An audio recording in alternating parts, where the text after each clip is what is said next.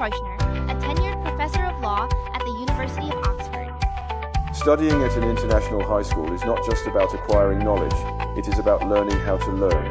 The principal's words ignited the entire audience. Over the next 6 days, this top-tier scholar, deeply specialized in EU market law and competition law, will guide students in a deep dive into how European companies establish contracts, the differences between the UK, France, and Germany, and how enterprises can compete fairly across multiple national markets. Don't be afraid to rack your brains. The professor said we won't be memorizing legal statutes, but rather practicing legal thinking.